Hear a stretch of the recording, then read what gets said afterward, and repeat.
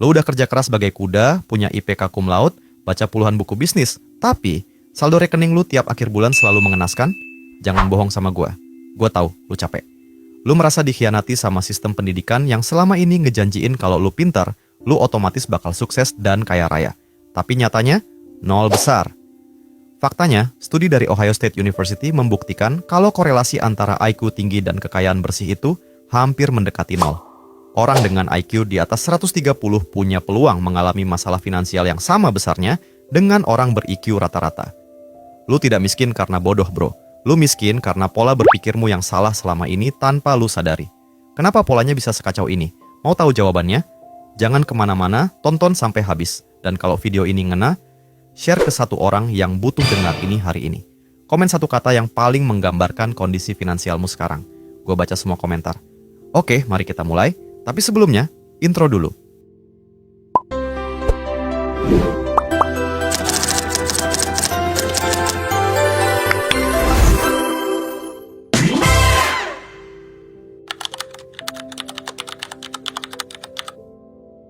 Mari kita bedah pola pertamanya, yaitu analisis paralisis.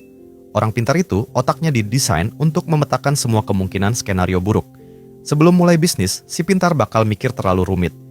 Gimana kalau pasarnya jenuh? Gimana kalau inflasi naik? Gimana kalau kompetitor tiru? Akhirnya apa? Mereka nggak pernah mulai. Sementara orang yang biasa-biasa aja, yang nggak terlalu banyak mikir risiko rumit, langsung eksekusi. Mereka jatuh, bangkit lagi, belajar dari kesalahan lapangan, bukan dari buku teks. Lalu ada pola kedua. Pola kedua yaitu ilusi kerja keras. Bayangkan visual dua jalur kehidupan stick figure ini. Jalur A, si pintar kerja keras 12 jam sehari di kubikel kantor orang, menukar waktu langsung dengan uang. Pendapatannya mentok di plafon gaji bulanan. Jalur B, si praktis kerja keras membangun sistem atau aset yang bisa berjalan sendiri, tanpa kehadiran fisiknya. Si pintar menyewakan otaknya secara eceran, sedangkan si praktis menyewakan sistemnya secara grosir. Kerja keras tanpa leverage atau daya ungkit itu namanya perbudakan sukarela. Sekarang, gua nggak mau cuma nunjukin masalahnya aja. Ini 5 pola solusi spesifik, konkret, dan instan yang wajib lu lakuin sekarang untuk memutus pola miskin itu. Pola pertama, naikkan pendapatan lewat high income skill, bukan tambah jam lembur. Stop ambil lemburan yang dihargai murah. Identifikasi satu keahlian spesifik seperti copywriting, digital sales, atau data analisis. Alokasikan 2 jam tiap malam untuk belajar skill ini secara gratis dari internet. Tawarkan jasa lu secara freelance dengan target klien luar negeri lewat platform global. Jangan tukar fisik lu, tukar nilai keahlian lu. Pola kedua, investasi leher ke atas yang terarah. Stop beli buku motivasi umum yang isinya cuman omong kosong. Cari kursus spesifik yang langsung dapat sertifikat kredibel di YouTube atau platform murah seperti Udemy. Fokus selesaikan satu kursus sampai lu punya portofolio nyata, bukan cuma sertifikat pajangan. Pinter itu harus menghasilkan output, bukan cuma konsumsi input. Pola ketiga, bangun mikroaset digital. Lu nggak butuh modal miliaran buat beli ruko fisik. Buat satu produk digital sederhana seperti template Excel keuangan, e-book panduan spesifik, atau desain Canva. Jual di platform mikroproduk secara otomatis. Sekali buat, aset ini bekerja menghasilkan uang untuk lu 24 jam sehari saat lu tidur. Pola keempat, terapkan aturan 80/20 atau Pareto finansial. Evaluasi semua aktivitas harian lu. Cari tahu 20% aktivitas mana yang menyumbang 80% penghasilan lu.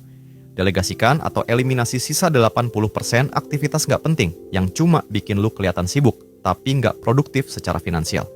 Dan yang terakhir, yaitu pola kelima. Pangkas pajak gengsi intelektual.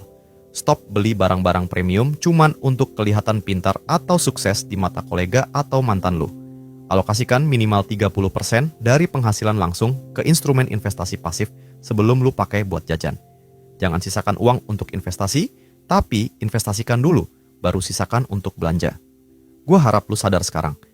Selama ini kita terlalu mendewakan kepintaran akademis, sampai lupa kalau kecerdasan finansial itu butuh keberanian untuk bertindak dan menyederhanakan masalah, bukan merumitkannya.